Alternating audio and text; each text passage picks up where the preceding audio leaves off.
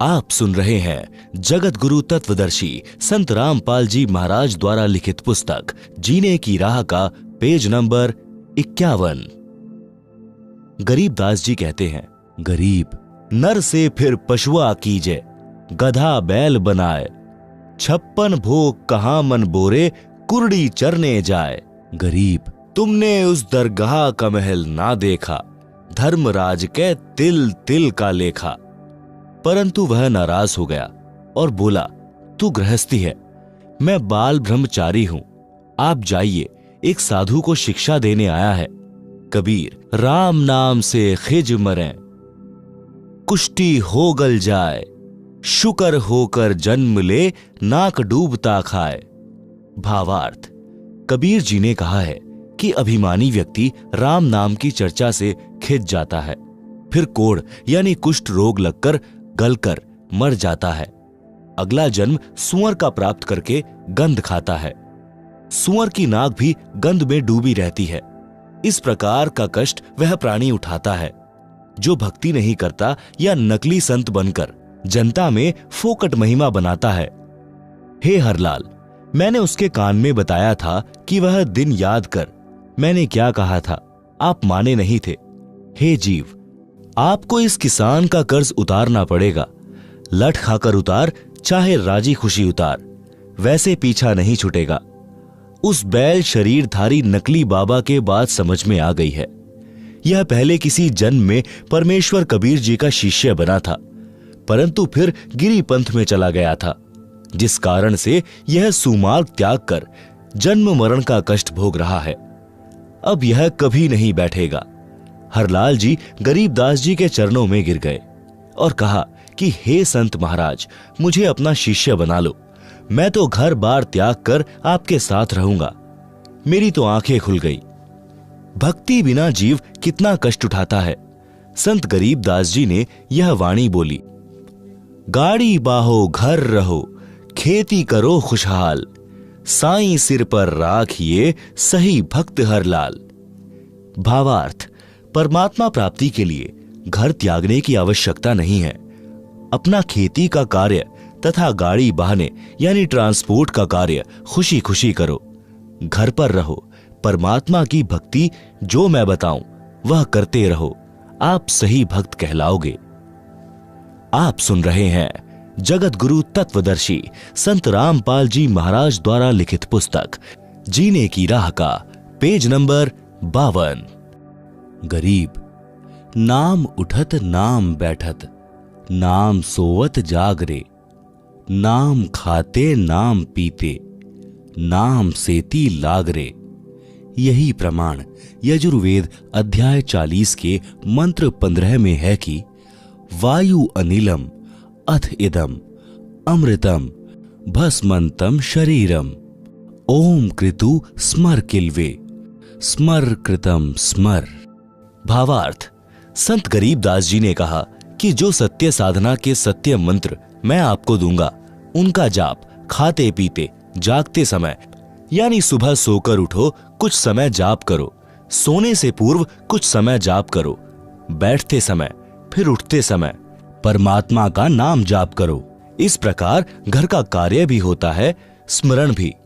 जैसे गांव में देखते हैं कि लोग सारा सारा दिन ताश खेलते हैं, हुक्के पर वक्त जाया करते हैं, राजनीति की बातें या किसी व्यक्ति की निंदा की चर्चा या सांग सिनेमा देखने में समय नष्ट करते हैं।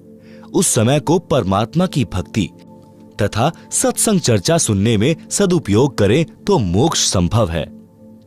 श्री हरलाल जाट जी दीक्षा लेकर घर आया, घर वालों को सब बात बताई। उस नकली बाबा की यादगार यानी समाधि तोड़ फेंकी और पूरे परिवार को छुड़ानी ले गए। संत गरीबदास जी से दीक्षा दिलाई, अपना तथा अपने परिवार का कल्याण कराया।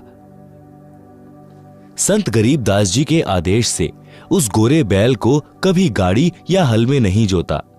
उसको सब पशुओं से भिन्न कमरे में बांधकर अच्छा चारा खिलाया। संत गरीबदास जी ने बताया कि यह भक्त था, कर्म बिगड़ने से पशु बना है, इससे काम ना लें। वह बैल 5 वर्ष जिया। भक्त हरलाल जी ने उसकी भक्त मानकर सेवा की, परमात्मा कबीर जी ने अपने भूले भटके भक्त की पशु जीवन में सहायता की। उसको फिर कभी मानव जन्म मिला तो और आगे उसके भाग्य में कोई पूरा गुरु मिला तो मुक्ति है, अन्यथा फिर 84 लाख योनियों में कष्ट तैयार है। भक्त हरलाल की संतान बेरी में आज भी इस घटना की साक्षी है। तंबाकू सेवन करना महापाप है। संत गरीबदास जी ने भक्त हरलाल जी से कहा कि आप जो भी दीक्षा लेते हैं, तंबाकू का हुक्का, बीड़ी, सिगरेट, चिलम आदि में डालकर भी कभी सेवन नहीं करना और अन्य नशीली वस्तुओं का प्रयोग न करना। भक्त ने कहा कि हे महाराज जी, तंबाकू तो लगभग सब किसान पीते हैं, इसमें क्या हानि है? उत्तर: संत गरीबदास जी ने बताया कि आपने रामायण तथा महाभारत की कथा तो सुनी होगी, उसमें हुक्का सेवन का कहीं वर्णन नहीं है। तंबाकू की उत्पत्ति बताऊं कैसे हुई है? आप सुन रहे हैं जगत गुरु तत्वदर्शी संत रामपाल जी महाराज द्वारा लिखित पुस्तक जीने की राह का पेज नंबर 53। तंबाकू की उत्पत्ति कथा। एक ऋषि तथा एक राजा साढ़ू थे। एक दिन राजा की रानी ने अपनी बहन ऋषि की पत्नी के पास संदेश भेजा कि पूरा परिवार हमारे घर भोजन के लिए आए, मैं आपसे मिलना भी चाहती हूँ, बहुत याद आ रही है। अपनी बहन का संदेश ऋषि की पत्नी ने अपने पति से साझा किया तो ऋषि जी ने कहा कि साढ़ू से दोस्ती अच्छी नहीं होती, तेरी बहन वैभव का जीवन जी रही है। राजा को धन तथा राज्य की शक्ति का अहंकार होता है, वे अपनी बेइज्जती करने को बुला रहे हैं, क्योंकि फिर हमें भी कहना पड़ेगा कि आप भी हमारे घर भोजन के लिए आना। हम उन जैसी भोजन व्यवस्था जंगल में नहीं कर पाएंगे। यह सब साढ़ू जी का षड्यंत्र है। आपके सामने अपने को महान तथा मुझे गरीब सिद्ध करना चाहता है। आप यह विचार त्याग दें, हमारे न जाने में हित है। परंतु ऋषि की पत्नी नहीं मानी।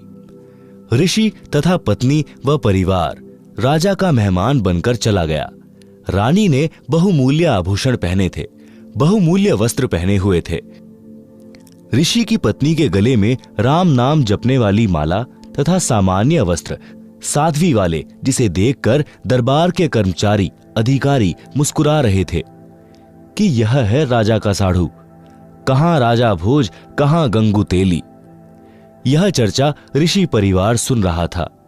भोजन करने के पश्चात ऋषि की पत्नी ने कहा कि आप हमारे यहां भी इस दिन भोजन करने आइएगा।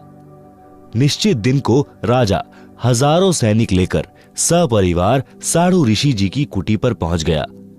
ऋषि जी ने स्वर्गलोक के राजा इंद्र से निवेदन करके एक कामधेनु यानी सर्व कामना यानी इच्छा पूर्ति करने वाली गाय, जिसकी उपस्थिति में खाने को किसी पदार्थ की कामना करने से मिल जाता है, यह पौराणिक मान्यता है, मांगी। उसके बदले में ऋषि जी ने अपने पुण्य कर्म संकल्प किए थे। इंद्रदेव ने एक कामधेनु तथा एक लंबा चौड़ा तंबू यानी टेंट भेजा और कुछ सेवादार भी भेजे। टेंट के अंदर गाय को छोड़ दिया। ऋषि परिवार ने गौ माता की आरती उतारी, अपनी मनोकामना बताई।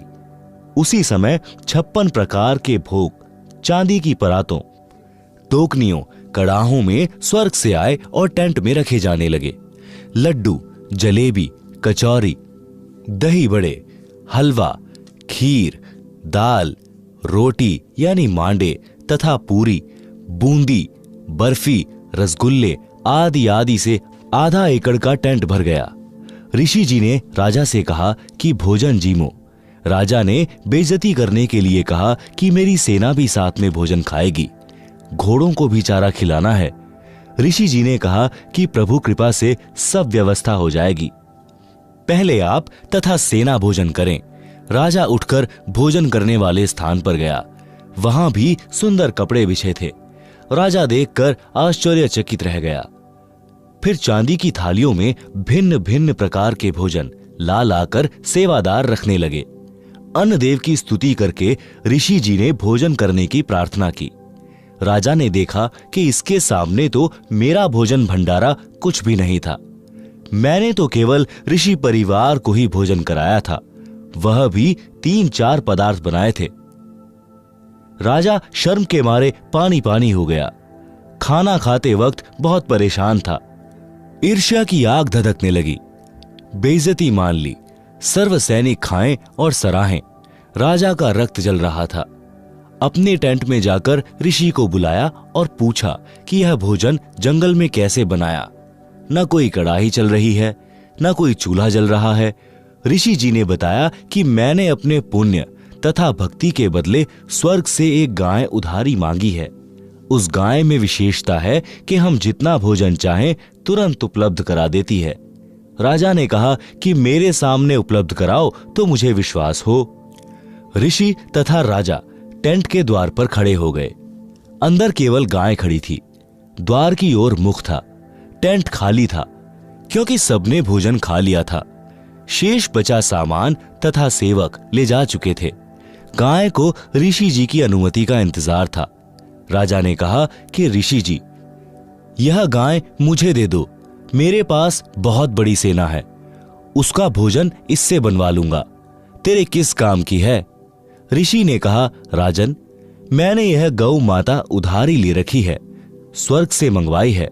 मैं इसका मालिक नहीं हूं, मैं आपको नहीं दे सकता। राजा ने दूर खड़े सैनिकों से कहा कि इस गाय को ले चलो। ऋषि ने देखा कि साढ़ू की नीयत में खोट आ गया है। उसी समय ऋषि जी ने गौ माता से कहा कि गौ माता, आप अपने लोक, अपने धनी स्वर्गराज इंद्र के पास शीघ्र लौट जाएं। उसी समय कामधेनु टेंट को फाड़कर सीधी ऊपर को उड़ चली। राजा ने गाय को गिराने के लिए गाय के पैर में तीर मारा। गाय के पैर से खून बहने लगा और पृथ्वी पर गिरने लगा। गाय घायल अवस्था में स्वर्ग में चली गई। जहां जहां गाय का रक्त गिरा था वहीं वहीं तंबाकू उग गया। फिर बीज बनकर अनेकों पौधे बनने लगे। संत गरीबदास जी ने कहा है कि तमा प्लस खू यानी तमाखू। खू नाम खून का, तमा नाम गाय। 100 बार सौगंध इसे न पिए खाएं। आप सुन रहे हैं जगत गुरु तत्वदर्शी संत रामपाल जी महाराज द्वारा लिखित पुस्तक जीने की राह का पेज नंबर 54। भावार्थ। भावार्थ है कि फारसी भाषा में तमा गाय को कहते हैं, खू खून यानी रक्त को कहते हैं। यह तमाकू गाय के रक्त से उपजा है। इसके ऊपर गाय के बाल जैसे रूंग यानी रोम जैसे होते हैं। हे मानव, तेरे को 100 बार सौगंध है कि इस तमाकू का सेवन किसी रूप में भी मत कर। तमाकू का सेवन गाय का खून पीने के समान पाप लगता है। मुसलमान धर्म के व्यक्तियों को हिंदुओं से पता चला कि तमाकू की उत्पत्ति ऐसे हुई है। उन्होंने गाय का खून समझकर खाना तथा हुक्के में पीना शुरू कर दिया, क्योंकि गलत ज्ञान के आधार से मुसलमान भाई गाय के मांस को खाना धर्म का प्रसाद मानते हैं। वास्तव में हजरत मोहम्मद, जो मुसलमान धर्म के प्रवर्तक माने जाते हैं, उन्होंने कभी भी जीव का मांस नहीं खाया था। गरीबदास जी कहते हैं, नबी मुहम्मद नमस्कार है, राम रसूल कहाया, 1,80,000 को सौगंध जिन नहीं करद चलाया। अर्श कुर्श पर अल्लाह तख्त है, खालिक बिन नहीं खाली। वह पैगंबर पाक पुरुष थे, साहिब के अबदाली। आप सुन रहे हैं जगत गुरु तत्वदर्शी संत रामपाल जी महाराज द्वारा लिखित पुस्तक जीने की राह का पेज नंबर 55। भावार्थ। नबी मोहम्मद तो आदरणीय महापुरुष थे, जो परमात्मा के संदेशवाहक थे। ऐसे ऐसे 1,80,000 पैगंबर मुसलमान धर्म में यानी बाबा आदम से लेकर मोहम्मद तक माने गए हैं। वे सब पाक यानी पवित्र व्यक्ति थे, जिन्होंने कभी किसी पशु पक्षी पर करद यानी तलवार नहीं चलाई। वे तो परमात्मा से डरने वाले थे, परमात्मा के कृपा पात्र थे। बाद में कुछ मुल्ला काजियों ने मांस खाने की परंपरा शुरू कर दी, जो आगे चलकर धार्मिकता का अपवाद यानी बिगड़ा रूप बन गई। उसी आधार से सर्व मुसलमान भाई पाप को खा रहे हैं। फिर भ्रमित मुसलमानों ने तंबाकू का सेवन यानी खाना हुक्का बनाकर पीना प्रारंभ कर दिया। भोले हिंदू धर्म के व्यक्तियों ने उनकी चाल नहीं समझी। उनके कहने से तंबाकू का सेवन जोर शोर से शुरू कर दिया। वर्तमान में तो यह पंचायत का प्याला बन गया है, जो भारी भूल है, अज्ञानता का पर्दा है। इसे भूल कर भी सेवन नहीं करना चाहिए। संत गरीबदास जी ने फिर बताया है कि हे भक्त हरलाल जी, और सुन तमाकू के सेवन के पाप। पर द्वारा स्त्री का खोले, 70 जन्म अंधा हो डोले।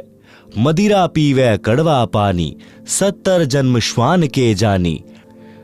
मांस आहारी मानवा, प्रत्यक्ष राक्षस जान। मुख देखो न तास का, वो फिरे 84 खान। सुरापान मधमासाहारी, गमन करे भोगे पर नारी। 70 जन्म कटत हैं शीश, साक्षी साहिब हैं जगदीश। 100 नारी जारी करे, सुरापान 100 बार। एक चिलम हुक्का भरे, डूबे काली धार। हुक्का हरदम पीवते, लाल मिलावे धूर। इसमें संशय है नहीं, जन्म पीछले सूर। उपरोक्त वाणियों का भावार्थ। वाणी संख्या 1 में कहा है कि जो व्यक्ति अन्य स्त्री से अवैध संबंध बनाता है, उस पाप के कारण वह 70 जन्म अंधे के प्राप्त करता है।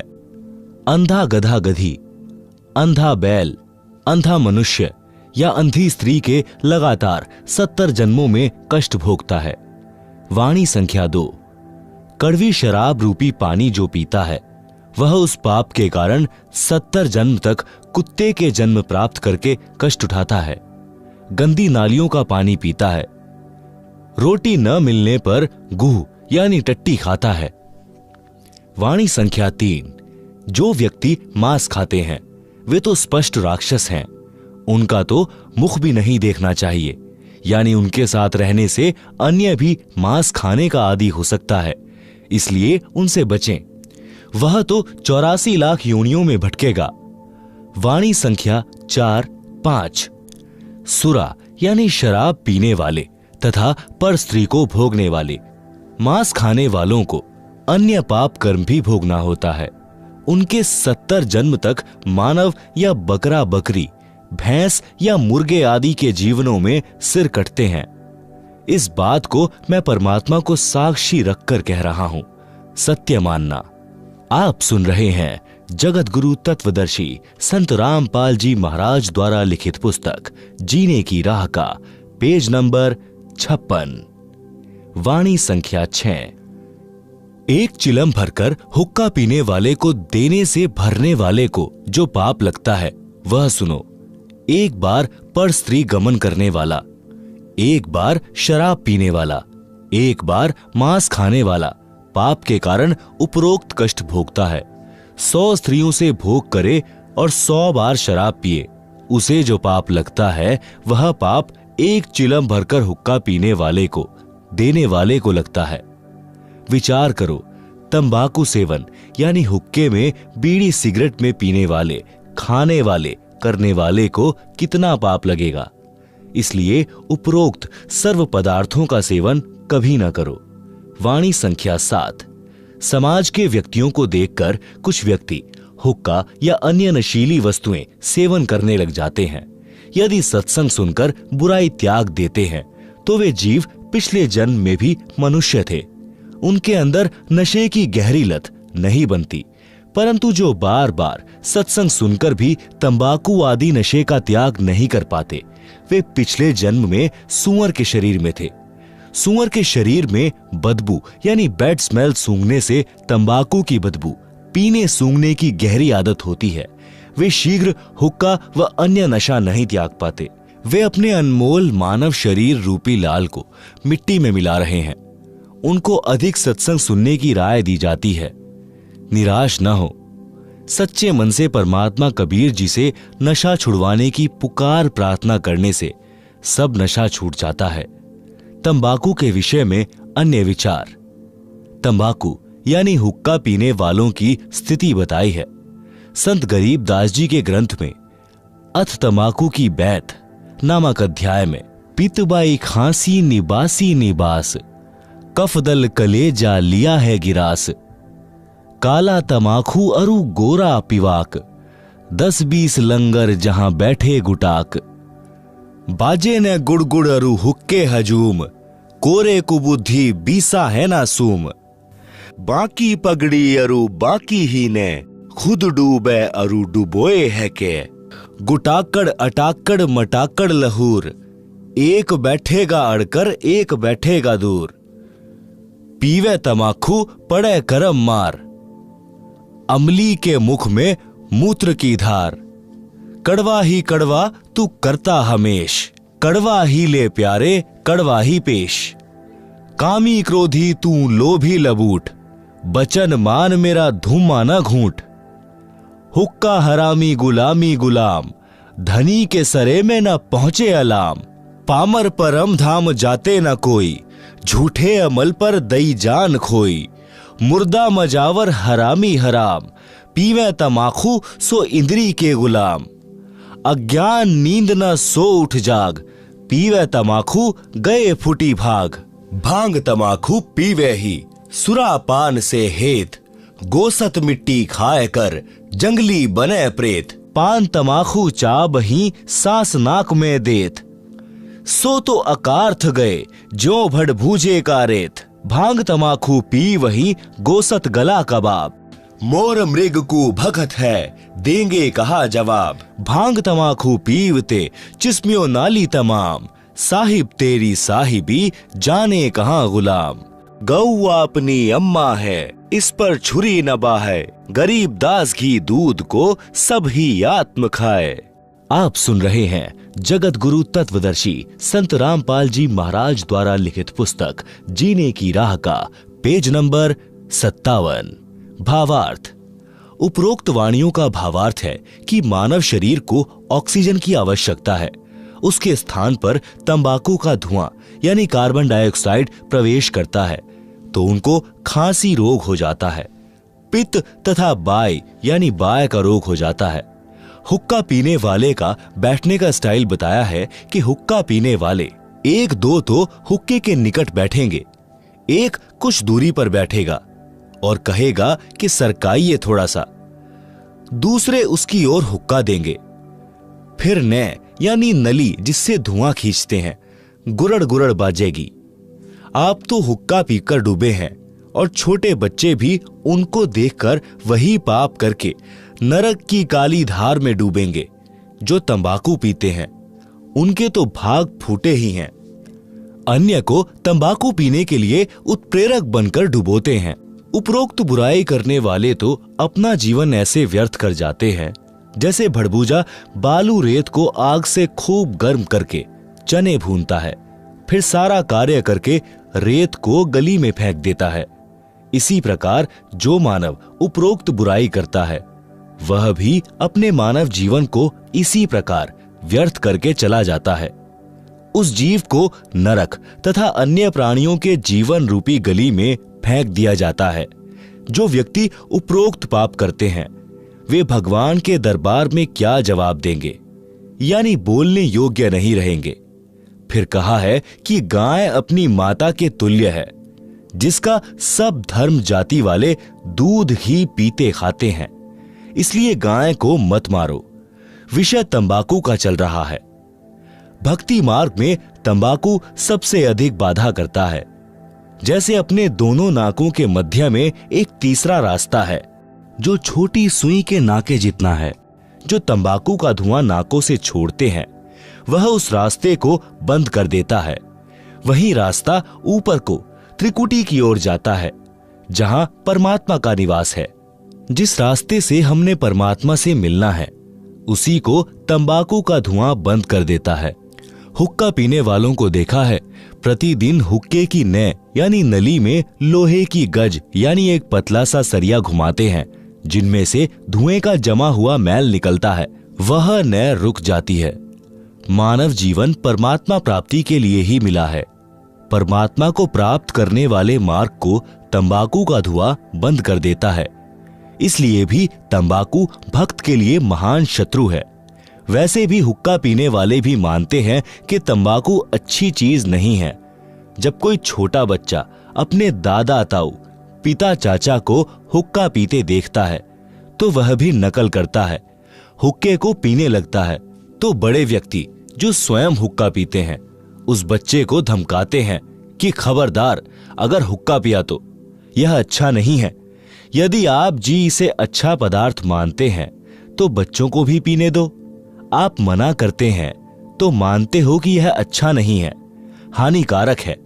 सर्दियों में एक मकान में छोटे बच्चे भी सो रहे होते हैं, उसी में हुक्का पीने वाला हुक्का पी रहा होता है। वह स्वयं तो पाप कर ही रहा है, अपने परिवार को धुआं पिलाकर पाप का भागी बना रहा है। छोटे बेटा बेटी को दादा पिताजी अपने हिस्से के दूध से पिलाने की कोशिश करता है कि ले थोड़ा और पी ले, देख तेरी चोटी बढ़ रही है, और पी जा। इस प्रकार उसे दूध का गिलास पिलाकर दम लेता है, क्योंकि दूध बच्चे के लिए लाभदायक है। हुक्का बीड़ी पीने से मना करता है तो दिल तो कहता है कि तंबाकू पीना बुरा है, परंतु समाज में यह बुराई आम हो चुकी है, इसलिए पाप नहीं लगता। जैसे कई कबीले मांस खाते हैं, उनके बच्चों के लिए वह पाप आम बात है। इसी प्रकार तंबाकू पीना भी महापाप है, परंतु परंपरा पड़ गई है, पाप नहीं लगता, इसे त्याग देना चाहिए। भक्त हरलाल जी ने उसी दिन हुक्का तोड़ दिया, चिलम फोड़ दी, सर्व परिवार को वे सब बातें सुनाई, नाम दीक्षा दिलाई। कई पीढ़ी तक बेरी के उन परिवारों में हुक्का नहीं था। बाद में सत्संग के अभाव में फिर से कुछ कुछ पीने लगे हैं। आप सुन रहे हैं जगत गुरु तत्वदर्शी संत रामपाल जी महाराज द्वारा लिखित पुस्तक जीने की राह का पेज नंबर 58। तंबाकू से गधे घोड़े भी घृणा करते हैं। एक दिन संत गरीबदास जी गांव छुड़ानी जिला जज्जर वाले किसी कार्यवश घोड़े पर सवार होकर जींद जिले में किसी गांव में जा रहे थे। मार्ग में गांव मालखेड़ी, जो कि जिला जींद के खेत थे, उन खेतों में से घोड़े पर बैठकर जा रहे थे। गेहूं की फसल खेतों में खड़ी थी। घोड़ा रास्ता छोड़कर गेहूं की फसल के बीचों बीच चलने लगा। खेतों में फसल के रखवाले थे, वे लाठी डंडे लेकर दौड़े और संत गरीबदास जी को मारने लगे कि तेरा दिमाग खराब हो गया है क्या, हमारी फसल का नाश कर दिया, घोड़े को सीधा नहीं चला सकता। ज्यों ही उन्होंने संत गरीबदास जी को लाठी मारने की कोशिश की तो उनके हाथ ऊपर को ही जाम हो गए। सब अपनी अपनी जगह पत्थर की मूर्ति के समान खड़े हो गए। 5 मिनट तक उसी प्रकार रहे। फिर संत गरीबदास जी ने अपना हाथ आशीर्वाद देने की स्थिति में किया तो उनकी स्तंभता टूट गई और सब पीठ के बल गिरे। लाठियां हाथ से छूट गई। ऐसे हो गए जैसे अधरंग हो गया हो। रखवालों को समझते देर नहीं लगी कि यह सामान्य व्यक्ति नहीं है। सबने रोते हुए क्षमा याचना की। तब संत गरीबदास जी ने कहा कि भले पुरुषों, क्या राह चलते व्यक्ति के साथ ऐसा व्यवहार करते हैं? मारने को दौड़े हो, पहले तो यह जानना चाहिए था कि किस कारण से घोड़ा फसल के बीच में ले गए हो। वे किसान बोले, अब बताइए जी, घोड़ा किस कारण से फसल में चला गया था? संत गरीबदास जी ने पूछा कि इस खेत में इस फसल से पहले क्या बीज रखा था? उन्होंने बताया कि ज्वार बोई थी। उससे पहले क्या बोया था? उन्होंने बताया कि तंबाकू बीजा था। संत गरीबदास जी ने बताया कि उस तंबाकू की बदबू अभी तक इस खेत में उठ रही है। उसकी बदबू से परेशान होकर मेरा घोड़ा रास्ता त्याग कर दूर से जाने लगा। उस तंबाकू को आप पीते हो, आप तो पशुओं से भी गए गुजरे हो। सुन लो ध्यान से, इसके बाद इस गांव में कोई व्यक्ति हुक्का नहीं पिएगा, तंबाकू सेवन नहीं करेगा। यदि आज्ञा का पालन नहीं हुआ तो गांव को बहुत हानि हो जाएगी। उस समय तो सबने हां कर दी। संत के चले जाने के पश्चात बोले कि भर लेना हुक्टी। जब हुक्टी यानी छोटा हुक्का भरने लगे तो हाथ से चिलम छूटकर फूट गई। दूसरी हुक्टी की चिलम लाए, वह भी हाथ में ही चूर चूर हो गई। खेत में जितनी हुक्की थी सब टूट गई, चिलम भी फूट गई। रखवाले डर गए कि उस संत की लीला है। गांव गए तो गांव के सब हुक्के टूट गए, चिलम फूट गई। पूरे गांव में हड़कंप मच गया, भय का वातावरण हो गया। रखवाले गांव में आए तो कारण का पता चला। उस दिन के पश्चात गांव में वर्तमान तक हुक्का यानी तंबाकू सेवन कोई नहीं पीता। गांव का नाम है मालखेड़ी। आप सुन रहे हैं जगत गुरु तत्वदर्शी संत रामपाल जी महाराज द्वारा लिखित पुस्तक जीने की राह का पेज नंबर 59। हुक्का पीने वाले कहते हैं कि ले मेरे पास कड़वा तंबाकू है, यह भर ले चिलम में। दूसरा कहता है कि यह मेरे वाला अधिक कड़वा है। संत गरीबदास जी ने बताया है कि मृत्यु के उपरांत यम के दूत उस कड़वा तंबाकू पीने वाले के मुख में मूत देते हैं। कहते हैं कि तू अधिक कड़वा कड़वा तंबाकू पीना चाहता था, ले प्यारे कड़वा मूत पी ले। मूत्र की धार उसका मुख खोलकर मुख में लगाते हैं। संत गरीबदास जी ने यह तो एक लीला करके बुराई छुड़ाई थी। ज्ञान से जो प्रभाव पड़ता है वह सदा के लिए बुराई छुड़ा देता है। ज्ञान सत्संग से होता है। सत्संग सुनने की रुचि पैदा करो, सत्संग सुनो। निवेदन, उपरोक्त बुराई सर्वथा त्याग दें, इससे जीवन का मार्ग सुहेला हो जाएगा। नशा करता है नाश। नशा चाहे शराब, सुल्फा, अफीम, हीरोइन आदि आदि किसी का भी करते हो, यह आपका सर्वनाश का कारण बनेगा। नशा सर्वप्रथम तो इंसान को शैतान बनाता है, फिर शरीर का नाश करता है। शरीर के 4 महत्वपूर्ण अंग हैं, फेफड़े, जिगर, गुर्दे व हृदय। शराब सर्वप्रथम इन चारों अंगों को खराब करती है। सुल्फा यानी चरस दिमाग को पूरी तरह नष्ट कर देता है। हीरोइन शराब से भी अधिक शरीर को खोखला करती है। अफीम से शरीर कमजोर हो जाता है, अपनी कार्यशैली छोड़ देता है। अफीम से ही चार्ज होकर चलने लगता है। रक्त दूषित हो जाता है। इसलिए इनको तो गांव नगर में भी नहीं रखें। घर की बात क्या, सेवन करना तो सोचना भी नहीं चाहिए। एक व्यक्ति दिल्ली पालम हवाई अड्डे पर नौकरी करता था। सन 1997 की बात है। उस समय उसकी सैलरी 12,000 रुपए महीना थी। दिल्ली के गांव में यह दास यानी रामपाल दास सत्संग करने गया। वहां एक वृद्धा अपनी 3 पोतियों के साथ सत्संग वाले घर में आई, जो नाते में सत्संग कराने वालों की चाची थी। वह गांव के बाहरी क्षेत्र में प्लॉट में मकान बनाकर रहती थी। वह लड़का भी उसी का था जो दिल्ली हवाई अड्डे पर नौकर था। बहुत शराब पीता था, घर की ठौर बिटोड़ा बना रखा था। पत्नी बच्चों को पीटता था, क्योंकि उसका प्रतिदिन शराब पीकर आना, पत्नी ने टोका टाकी करनी प्रतिदिन की महाभारत थी। पत्नी बच्चों को छोड़कर अपनी मां के घर चली गई। दादी ने बच्चों को संभाला, फिर स्वयं जाकर अपनी पुत्रवधू को समझा बुझाकर लाई। उस रात्रि में वह वृद्धा अपनी पुत्रवधू तथा पोतियों सहित आई थी, क्योंकि खुद के जेठ के घर सत्संग था, इसलिए आना पड़ा। सत्संग में प्रत्येक पहलू पर व्याख्यान देना होता है। पहले परमात्मा की भक्ति करने से लाभ तथा न करने से हानि बताई जाती है, जो पूरे विस्तार से बताई जाती है। उस दिन वह शराबी पहले घर गया। घर पर कोई नहीं मिला तो कुछ देर घर पर बैठा।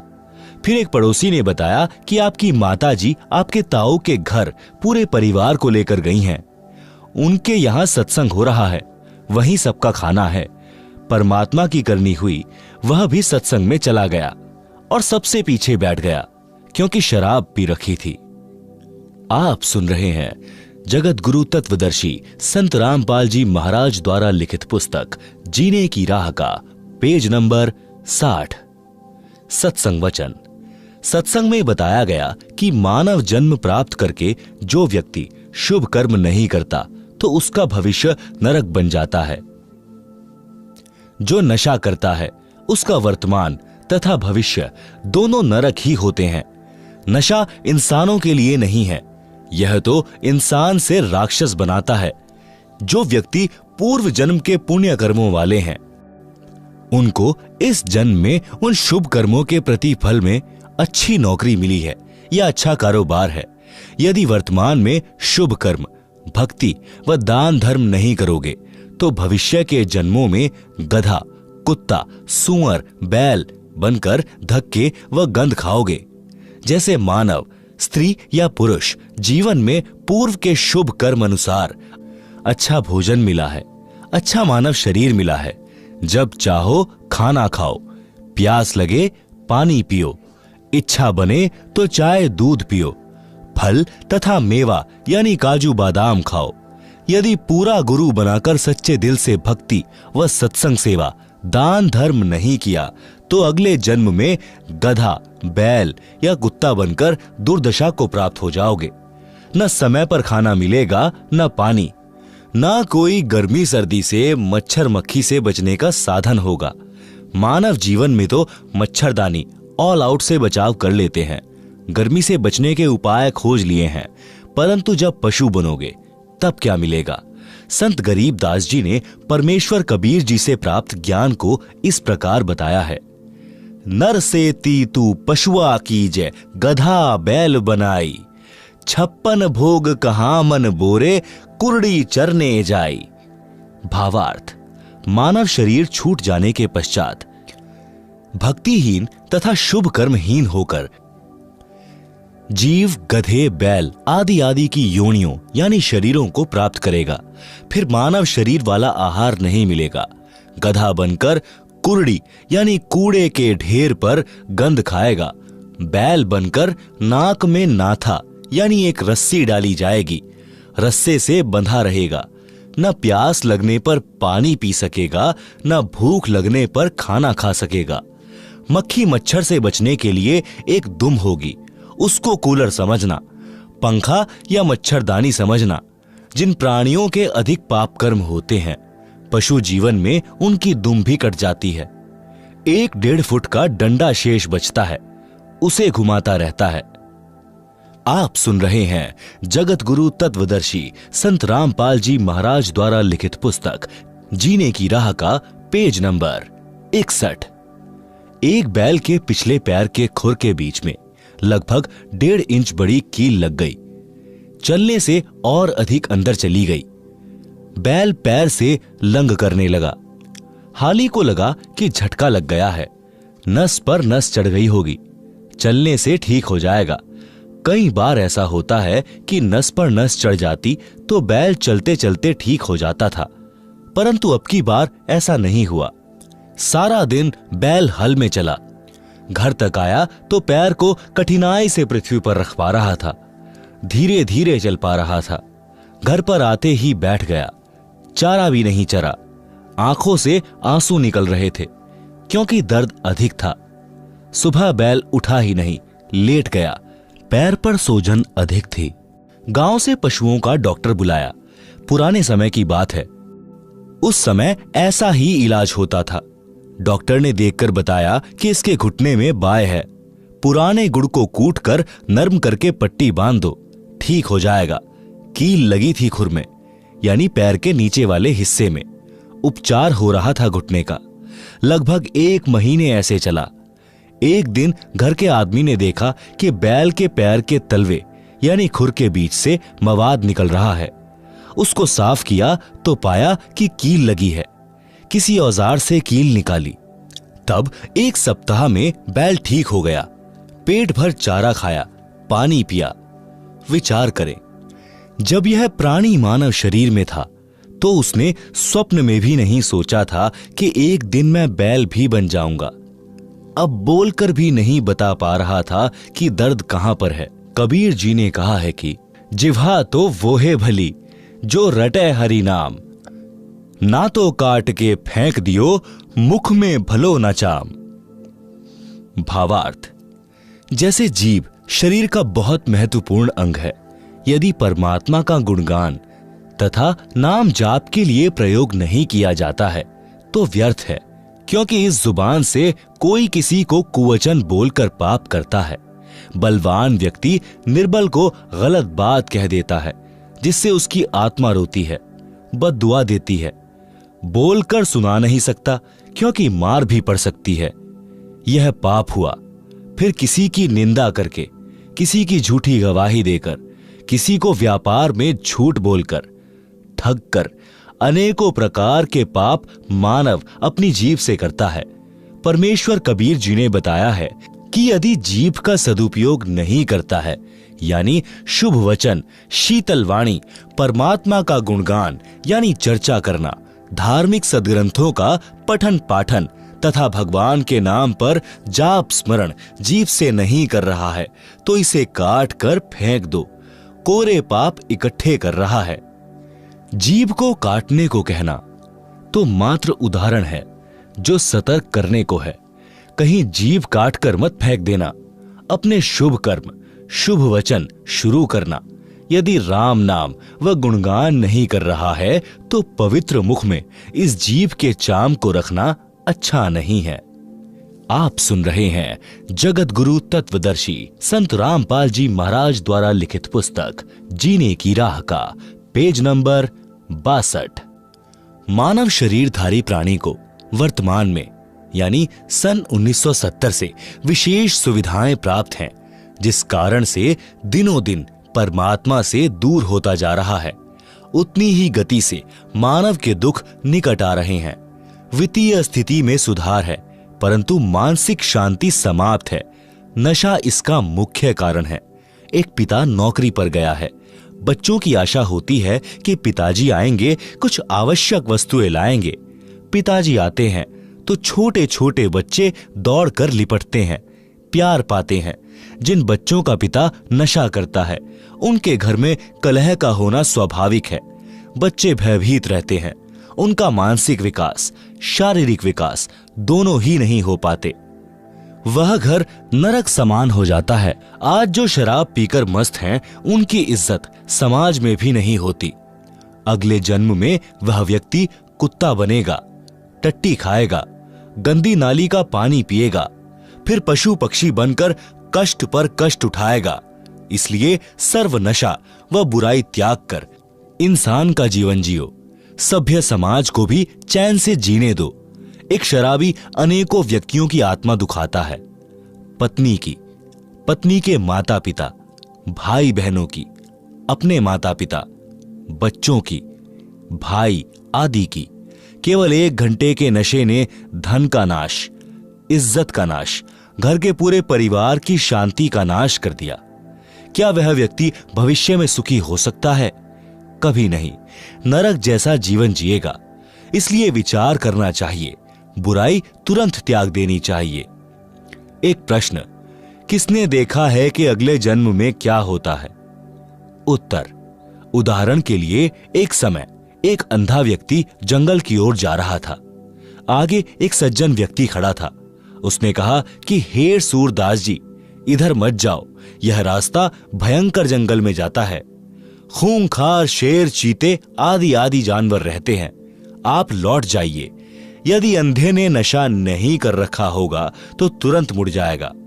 यदि नशे में है तो कहेगा कि किसने देखा है कि जंगल में भयंकर शेर, चीते, सर्प आदि जानवर रहते हैं, और यह कहकर अपने पथ पर बढ़ जाता है। विचार करें, अंधे को दिखाई नहीं देता और आंखों वाले की बात पर विश्वास नहीं करता, तो उसको कौन से तरीके से समझाया जाए? यदि नहीं मानता है तो उसकी वही दशा होगी जो आंखों वाला बता रहा था, शेर मार डालेंगे। इसी प्रकार संत जन आंखों यानी ज्ञान नेत्र वाले हैं। उन्होंने हमें बताया है जो ऊपर वर्णन किया गया है। हम ज्ञान नेत्रहीन अंधे हैं। यदि हम संतों की शिक्षा पर विश्वास करके रास्ता नहीं बदलेंगे तो वही होगा जो ऊपर बताया गया है। नर से फिर पीछे तू पशुआ कीजे, गधा बैल बनाई, 56 भोग कहां मन बोरे, कुरड़ी चरने जाई। आप सुन रहे हैं जगत गुरु तत्वदर्शी संत रामपाल जी महाराज द्वारा लिखित पुस्तक जीने की राह का पेज नंबर 63। कुछ व्यक्ति तो यहां तक कह देते हैं कि देखा जाएगा जो होगा। उनसे निवेदन है कि गधा बनने के पश्चात आप क्या देखोगे, फिर तो कुम्हार देखेगा।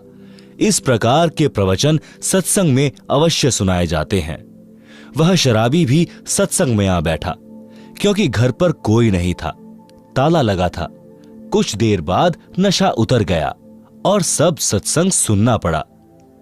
उस दिन के पश्चात उस व्यक्ति ने कभी शराब नहीं पी और कोई नशा नहीं किया। दीक्षा ली, पूरे परिवार को दीक्षा दिलाई। हम यानी लेखक तथा साथ सत्संग में गए कुछ भक्त सुबह गांव के बाहर घूमने के लिए गए तो रास्ते में उस व्यक्ति यानी एयरपोर्ट वाले का घर था। गली में उसकी माताजी खड़ी थी। उसने कहा कि महाराज जी, चाय पीकर जाना। गांव के भक्त ने बताया कि इनके घर अवश्य चलो, उजड़ा पड़ा है यह परिवार। साधु संतों के चरण पड़ने से घर पवित्र हो जाता है। हम सब उनके घर चले गए। हम कुल 5 जने थे। चारपाई आंगन में डली थी। मई का महीना था। वृक्ष की छाया थी। उसकी माताजी ने अपनी पुत्र वधू से कहा कि बेटी, चाय बना। उस बेटी ने चूल्हे में आग जलाकर डेगची में पानी डालकर चाय बनाना शुरू कर दिया। आधे घंटे बाद हमने कहा कि चाय शीघ्र लाओ, हमने घूमने जाना है, फिर किसी अन्य गांव में सत्संग के लिए जाना है।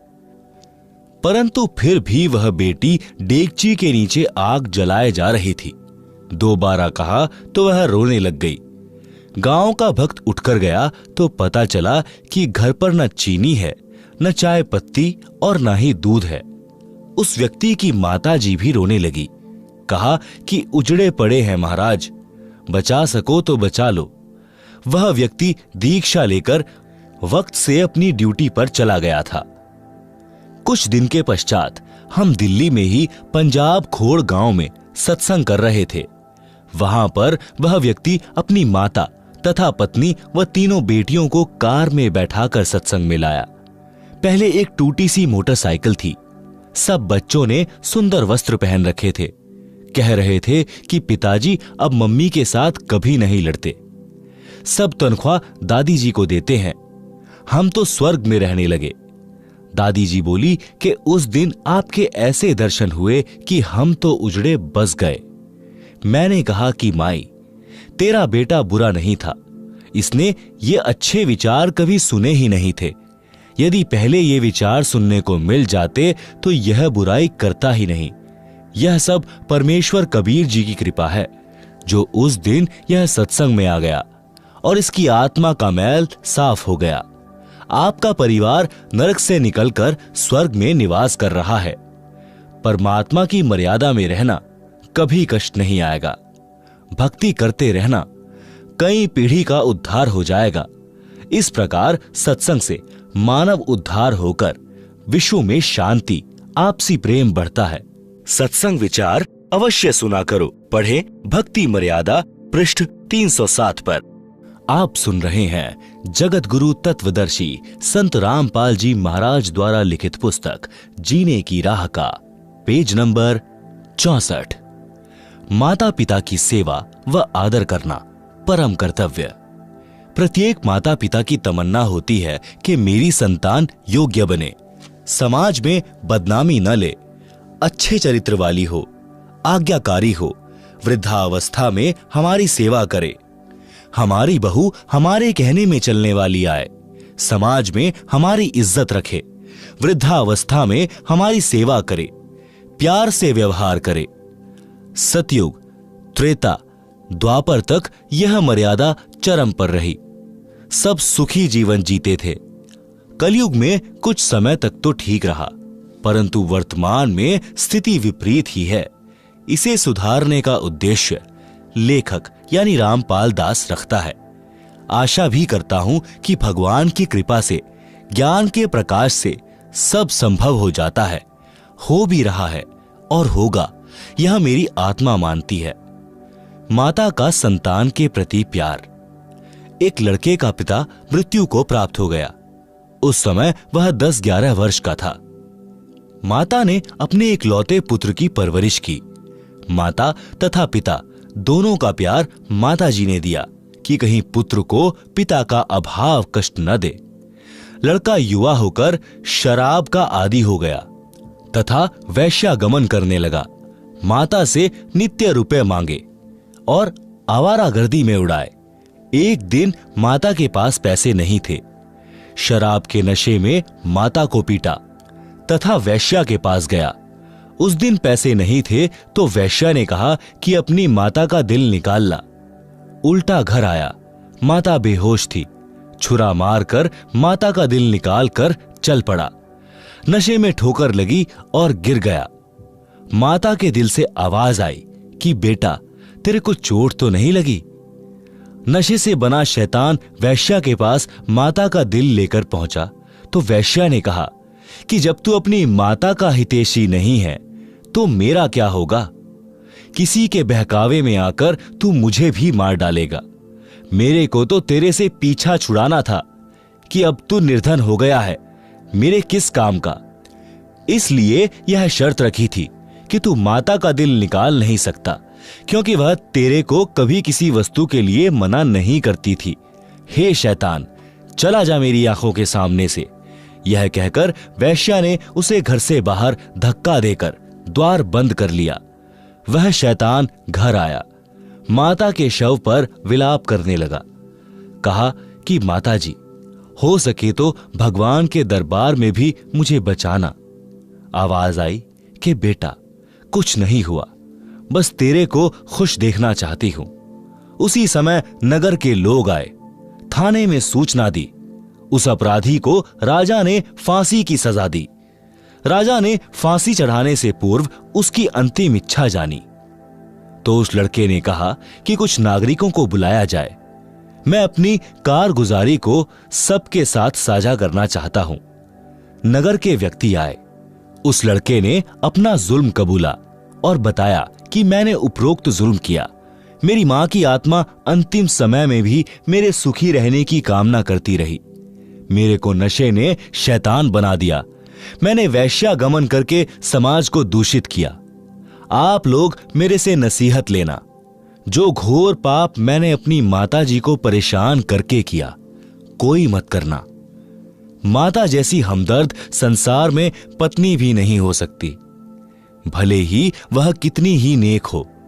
माता अपने बेटा बेटी को इतना प्यार करती है कि सर्दियों में बच्चा पेशाब कर देता है तो माता स्वयं उसके पेशाब से भीगे ठंडे वस्त्र पर लेटती है। बच्चे के नीचे सूखा बिछौना कर देती है। यदि बच्चा भूख से रो रहा होता है तो खाना बीच में छोड़कर उसे पहले अपना दूध पिलाकर शांत करती है। आप सुन रहे हैं जगत गुरु तत्वदर्शी संत रामपाल जी महाराज द्वारा लिखित पुस्तक जीने की राह का पेज नंबर 65। पिता बच्चों की हर संभव गलती क्षमा कर देता है। परमात्मा कबीर जी ने कहा है कि पिता अपने पुत्र पुत्री के सर्व अपराध क्षमा कर देता है।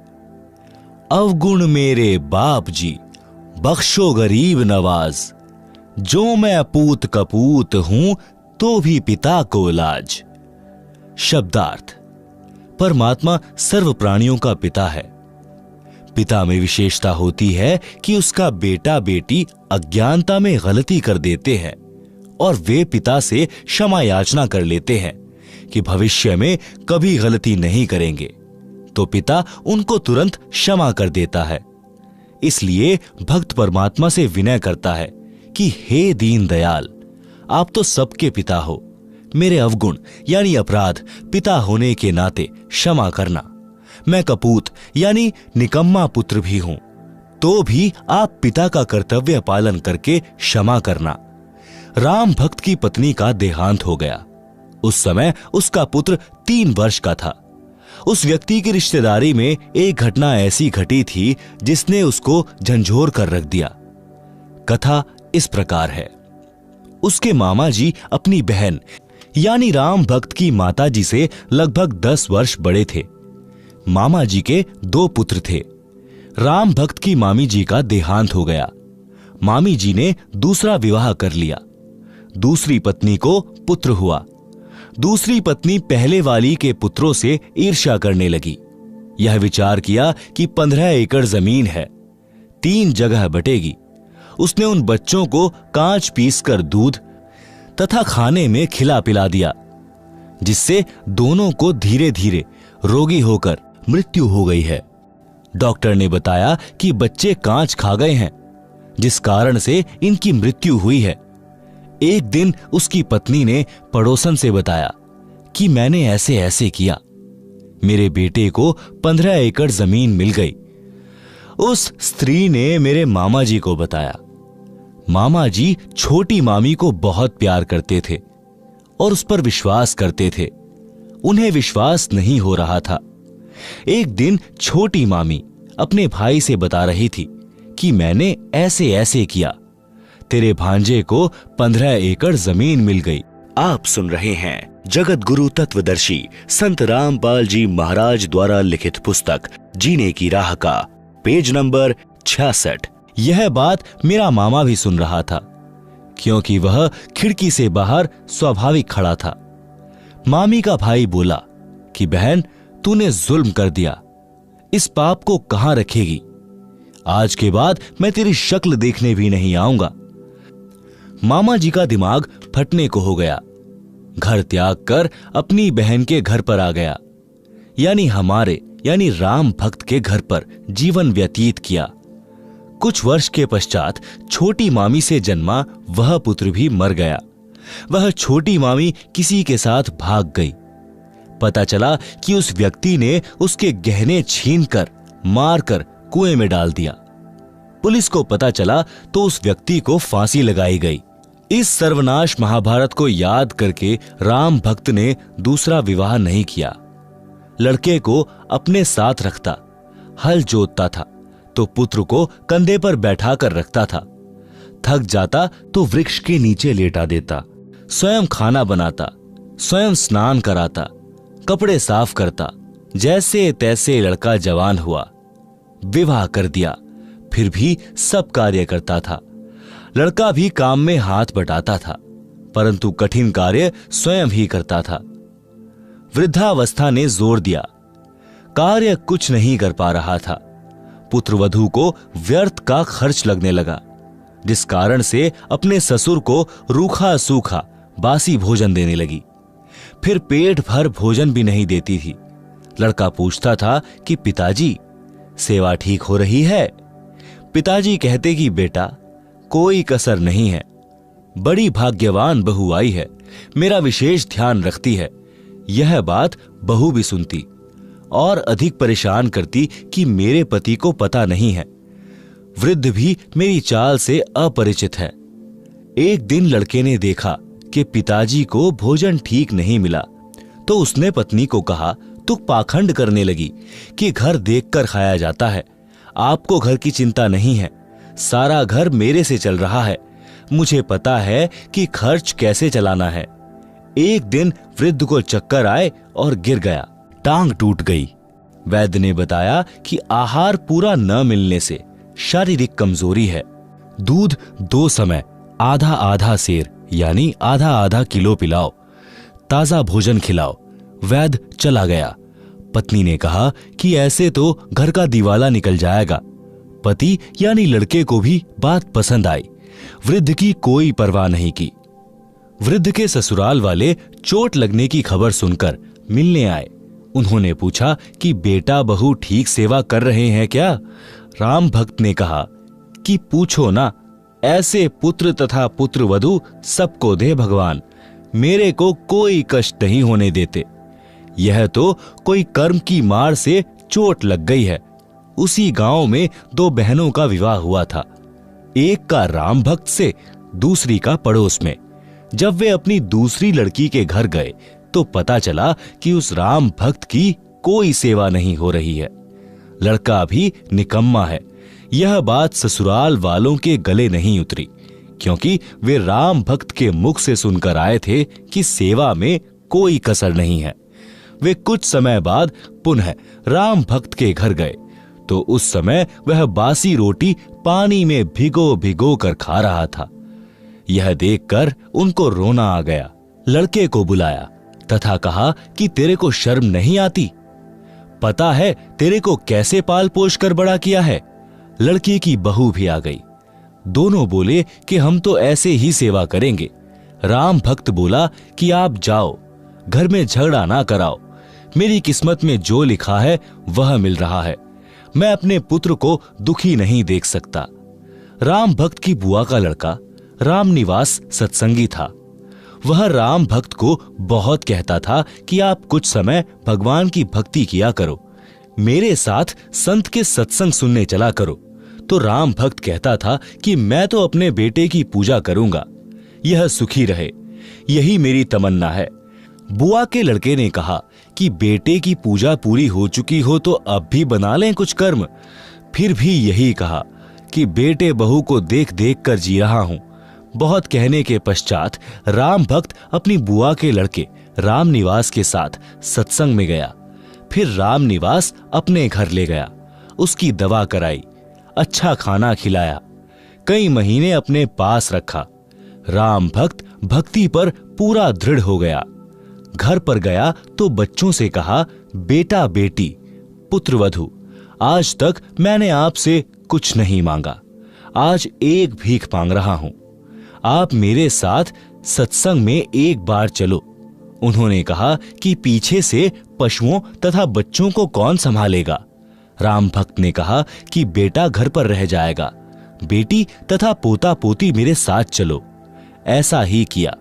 जब उस पुत्रवधू ने सत्संग के वचन सुने, वहां आने वाले सब भक्तों की सेवा पुराने भक्त भक्तमती ऐसे कर रहे थे जैसे विशेष मेहमानों की घर पर करते हैं।